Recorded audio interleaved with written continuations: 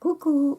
Alors, je vous ai promis il y a environ une semaine, je crois, de vous montrer comment faire un petit tampon rapidement pour faire ce genre voilà, de choses. Vous aviez vu une créa que j'avais fait et avec un tamponnage avec des petits ronds comme ça, je ne sais pas si ça vous dit quelque chose.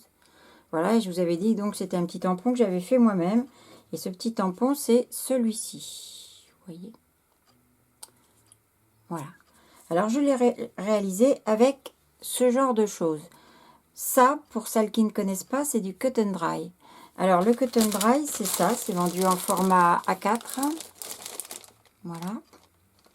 Et donc, c'est souvent utilisé pour prendre à la place de petites choses comme ça.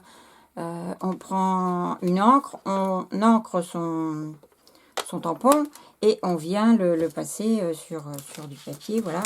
Hein, vous voyez, c'est juste pour étaler, voilà. Mais ça peut aussi servir à autre chose. Ça peut servir à faire des petits tampons rapides et sympas. Vous avez la partie noire, donc la partie blanche, c'est celle qui nous sert à étaler les encres. Et la partie noire, c'est une espèce de caoutchouc, une mousse dense, plus une mousse d'ailleurs qu'un caoutchouc, qui se chauffe avec le heat gun et qui ensuite prendra la forme de ce que vous allez lui mettre dessous. Alors, le tampon que j'avais fait là, vous voyez, je l'ai fait avec ceci. C'est du papier bulle que tout le monde connaît. Voilà. Je vais en refaire un pour vous montrer ce que ça donne. Et je l'ai fait aussi avec celui-ci. Alors, celui-ci, il faudrait que je vous le tamponne pour que vous voyez ce que ça rend. Ça a été fait, vous savez, quand on achète des fois des barquettes de viande, les fonds plastiques, la rhodoïde, sont un peu texturés. Et voilà. On peut faire un petit tampon comme ça. Donc j'avais pris ce morceau de plastique, je ne sais même pas ce que j'en ai fait. Non, j'ai dû le ranger. Donc pour faire l'empreinte pour mon petit tampon avec le cut and dry. Alors, donc, comment on fait? Eh bien, c'est tout simple. Vous coupez un petit morceau, c'est pas la peine de prendre... Parce que le paquet, ça vaut quand même 7,50 € de la plaque A4. Enfin bon, on a de quoi en faire dedans, hein, aussi bien des mousses pour ces encres que des petits tampons. C'est vraiment des petits tampons d'appoint. C'est pour faire une petite touche sur un petit tampon qu'on utilise un peu tout le temps. Pour faire une petite touche, c'est sympa. Donc, tout d'abord, je vais prendre mon heat gun et je vais chauffer ça. Quand il va être chaud, on le voit parce qu'il se transforme un petit peu, il devient... On a l'impression qu'il s'aplatit un petit peu. Donc, dès que vous voyez qu'il est chaud, on le prend. Là, je me mets du côté où les bulles sont apparentes. Vous voyez? Et je vais venir appuyer très fort dessus jusqu'à temps que ma mousse refroidisse. Et ensuite, j'aurai donc mon empreinte qui se fera sur la mousse qui est chaude. Alors, on y va. Je vous montre. Oui, ça, je vous parlerai de ça après. On y va. Donc, je chauffe.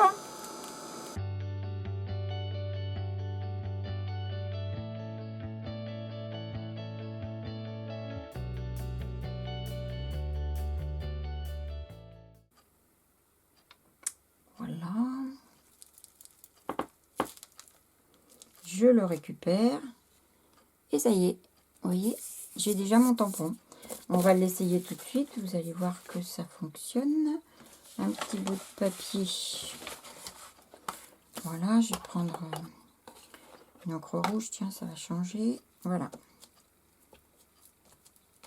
Vous voyez, des fois, pour mettre sur le bord d'une créa, ça peut être chouette. Et moi, ce que je fais, si j'utilise bien sûr de l'encre aquarellable, je prends un seau à réservoir d'eau et je viens un petit peu dans mes bulles étalées de façon à donner un petit effet aquarelle. Voilà, mais ça, vous n'êtes pas obligé. Vous pouvez le laisser tel quel. Hein, ça se fait aussi bien en noir que n'importe quelle autre couleur. Et ça donne un côté assez sympa. Voilà. Vous voyez ce que ça donne? Et c'est hyper rapide à réaliser. Donc, vous voyez, ce que je vous disais, il n'y en a pas pour longtemps. Alors, vous avez aussi des choses qui sont faites exprès pour ça. Enfin, ça aussi, remarquez, c'est fait aussi pour ça. Mais vous avez ces choses-là. certaines d'entre vous doivent connaître parce qu'on en a trouvé pendant une période, on en trouvait chez Action. Non, pas chez Action, chez Nose. C'était emballé dans des pochettes à l'individuel, dans des pochettes transparentes. Et c'était écrit FOAM, F-O-A-M. Donc c'est une mousse condensée que l'on peut chauffer. Et donc, même chose avec ça, c'est le même principe que ça. Ça se chauffe avec le heat gun. Vous prenez une empreinte de quelque chose qui vous plaît. Je vais le faire tout de suite avec vous. J'ai des petits moules Stamperia, je peux faire ça avec. Alors, par exemple, celle-ci, on a des horloges. On va du côté où, effectivement, c'est en relief. On peut le faire aussi, faire avec quelque chose que tout le monde possède. Alors, je vais prendre une plaque d'embossage. Laquelle je vais prendre celle-là, tiens. Il y a un petit peu de tout. Donc ça, c'est une plaque d'embossage 3D de chez Action. Voilà. Vous prenez le côté où il y a les reliefs, ici. On va prendre le petit hexagone, là. On va le chauffer de la même façon. Je vais venir me mettre sur quelque chose, un endroit où je choisis donc la forme qui me plaît. Et on va récupérer aussi un tampon. Alors, sur ça, je ne sais pas parce que je ne l'ai jamais testé, mais sur ça, ce qui est sûr, c'est que vous pouvez, par exemple, vous avez réalisé une empreinte, vous l'avez utilisée quelque temps, puis ça, vous en avez marre, vous avez envie de passer à autre chose. C'est très simple, vous rechauffez à nouveau avec votre heat gun, vous faites une nouvelle empreinte avec un autre fond que vous aimez, et c'est reparti. Vous voyez, là, je l'ai de ce côté-là avec autre chose. Mais vous pouvez, donc on peut utiliser les deux faces, on peut même utiliser les faces des côtés sur l'hexagone, là, ça peut être sympa. On peut avoir tout plein de tampons sur la même chose, vous voyez. Mais il suffit de le réchauffer, ça va redevenir lisse. Et après, vous pouvez refaire un nouveau tampon.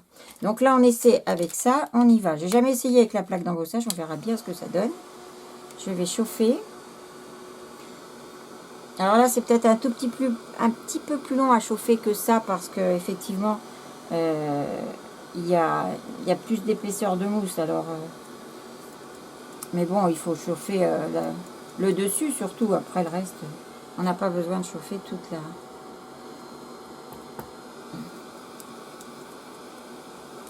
On le voit parce que vous voyez comment elle s'affaisse. Vous voyez la mousse? Donc voilà. On voit que ça chauffe.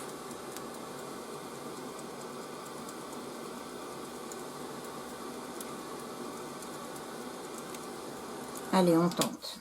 On y va. On appuie. On écrase bien. Le temps que ça refroidisse. J'espère que ça va marcher. Et voilà.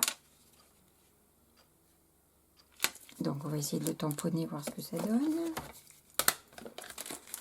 Je vais prendre mon petit bout de papier. Je l'ai peut-être pas assez chauffé parce que je me rends compte que c'est pas très creux. Et j'aurais peut-être pu faire plus creux. Mais bon. Voilà. Ça marche quand même. On peut, voilà. Alors j'ai peut-être pas choisi le bon exemple. Mais vous voyez, ça peut... Tout de suite, on récupère l'empreinte en fait de ce qu'il y avait. Donc... pour ma part, celui-là ne me plaît pas du tout, mais c'est pas grave. Hop. Ça se nettoie très très bien à l'eau, il n'y a pas de souci. On va le réchauffer. Vous voyez, il est presque redevenu lisse déjà. Et je pourrais très bien, là maintenant qu'il est chaud, refaire une nouvelle empreinte sur autre chose. Et voilà. Donc c'est top, hein. C'est super top. Ça marche tout pareil avec le bleu. Alors soit vous l'utilisez en totalité pour faire un plus grand tampon sur quelque chose que vous aimez. Soit on peut le faire aussi sur... tiens, je pense qu'on peut le faire aussi sur ça. Sur nos dies. On peut prendre l'empreinte dessus et ça doit être assez sympa, je pense. J'ai jamais essayé non plus. On peut essayer si vous voulez. Bah oui, vous pouvez pas me dire non ou oui puisque je suis pas en direct. Mais ça fait rien. On va essayer sur le bleu. Je vais essayer de prendre l'empreinte donc de celui-là. Je ne sais pas si ça fonctionne. On tente le coup. Sinon, vous pouvez en faire un grand ou vous pouvez recouper votre mousse, hein, en faire 4 ou comme vous avez envie. Donc ça, je pense qu'il y a pas mal de personnes qui ont ces petits trucs-là parce que c'est vrai qu'on en a trouvé pendant une période. On en trouve de temps en temps hein, chez Nose. Alors là, il est plus long parce qu'il est quand même relativement grand.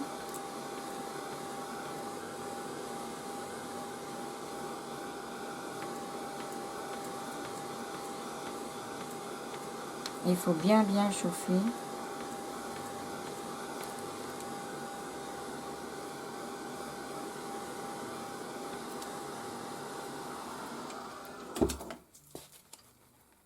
Hop.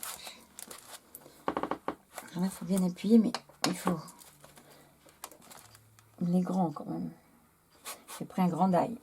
Hop.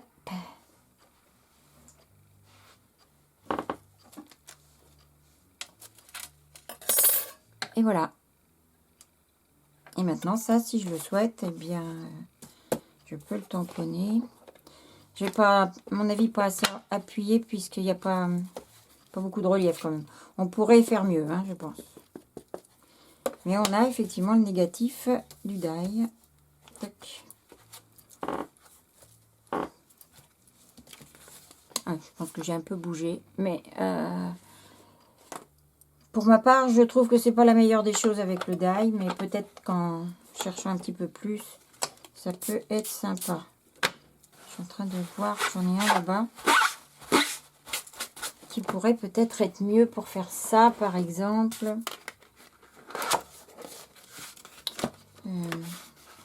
Là, il y avait des trous comme ça peut faire un tampon sympa, ça peut-être. On y va, on essaye. Je vais réchauffer celui-là, qui ne me plaît pas. Vous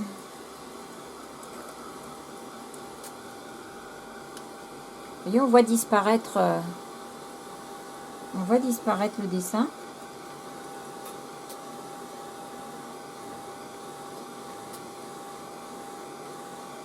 Il est complètement disparu.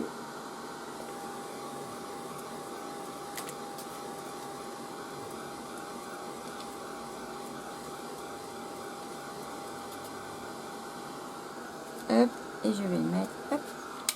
Bon, là, c'est vrai que pour la forme que je prends, il aurait fallu que je prenne beaucoup plus petit. Hein. C'est vraiment pour vous montrer, parce que je ne le garderai pas sur un grand comme ça. C'est dommage. Un petit comme ça, oui, ça peut être bien. Ou alors, l'idéal, oui, un petit cotton dry comme ça. Et voilà. Un nouveau petit tampon. Donc, je vais essayer quand même de réchauffer ça. Je ne sais pas ce que ça donne. On va essayer aussi.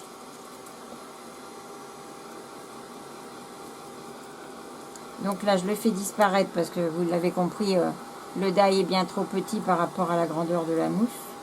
Ça n'a aucun intérêt. Voilà. Donc, il est redevenu normal, hein, ou presque, hein, donc pas de souci. Et là, je vais essayer avec celui-ci qu'on a chauffé tout à l'heure, hein, pour faire avec le papier bulle. Donc, je vais voir s'il reprend sa forme ou pas, j'en ai aucune idée.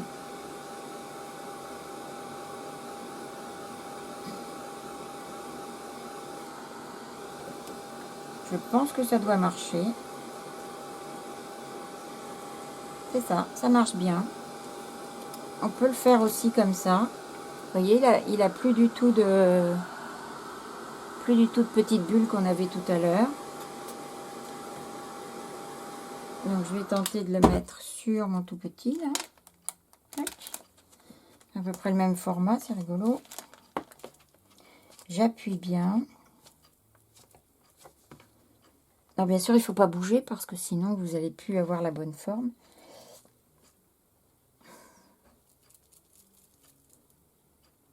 Donc. Et voilà. Alors, est-ce qu'il a assez de relief pour fonctionner? Je ne sais pas, on va regarder. Hein. Tac. Oui, ça peut être sympa. On peut même se le faire comme ça. Pour faire juste des petits ajouts de ci, de là. Ouais, c'est sympa. Vous voyez, on voit bien. Ça marche bien. Donc, voilà. Enfin, jusque-là, mon préféré, c'est quand même le papier bulle. Je trouve que ça fait un rendu super chouette.